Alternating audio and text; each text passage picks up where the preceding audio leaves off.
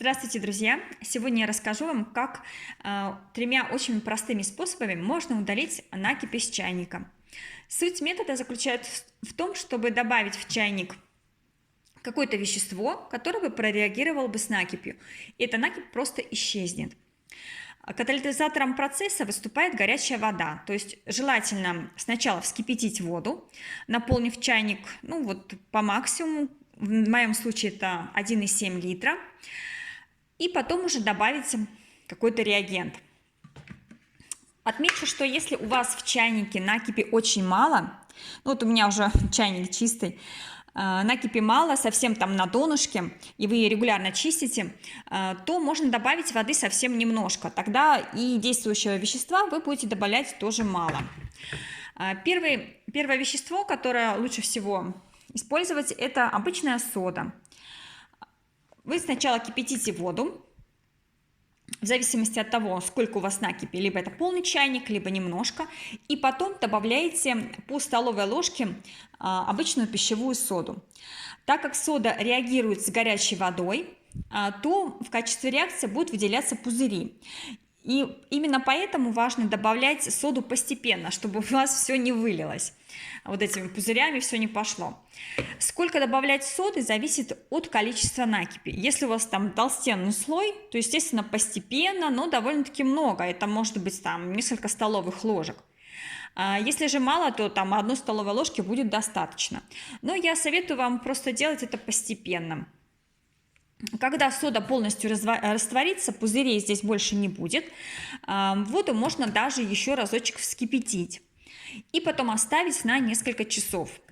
Сода реагирует с накипью довольно-таки быстро. И потом вы можете, даже если вы не увидите, что накипь исчезла, она будет очень легко отскакивать от стенок чайника.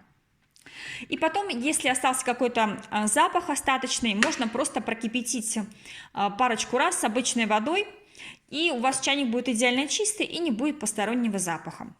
Второй вариант – это использовать лимонную кислоту. Этот реагент, более активный. Здесь тоже можно использовать от 1 ложки до несколько, в зависимости от степени загрязнения. Также вскипятить, также оставить на несколько часов и потом прополоскать, прокипятить, чтобы не было остаточного запаха. Лимонная кислота, она также реагирует с водой, с образованием пузырей, но уже меньше.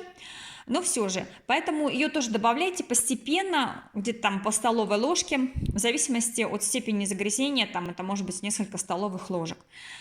Если накипь полностью не отошла, нужно еще разочек повторить. То есть, значит, это означает, что просто лимонная кислота полностью прореагировала с накипью, но накипи было больше.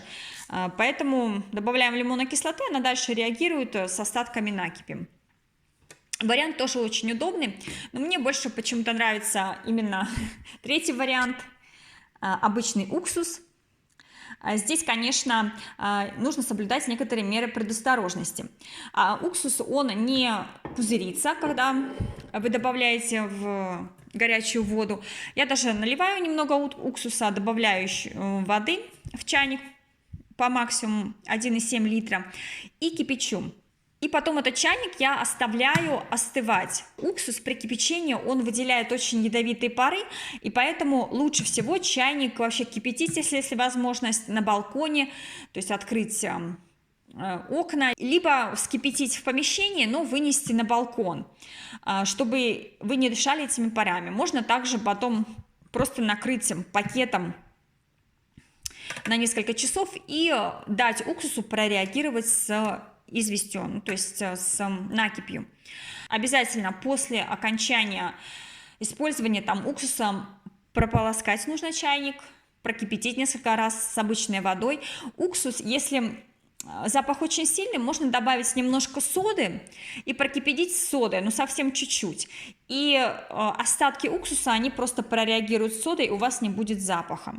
Это как один из вариантов.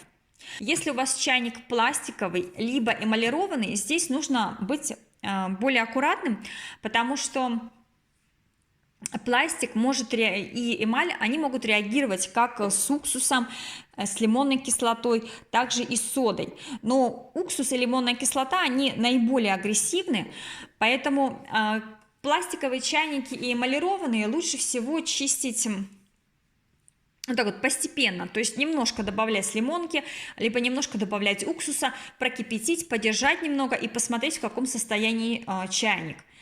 Если вы переборщите, то вы можете просто испортить чайник, то есть эмаль разъестся, он будет ржаветь, либо же пластиковый чайник, он потрескается и испортится.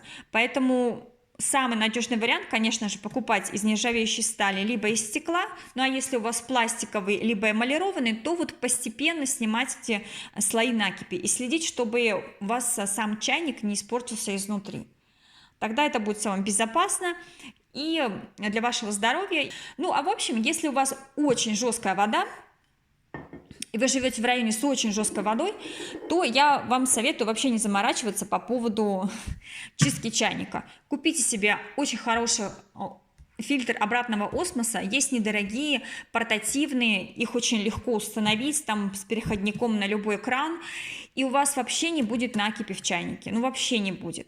И вы обезопасите себя, снизите риск сердечно-сосудистых заболеваний, образования камней в почках из-за всей этой накипи и всех этих солей излишних, которые присутствуют в жесткой воде. Ну, это все. Пока-пока. До новых видео.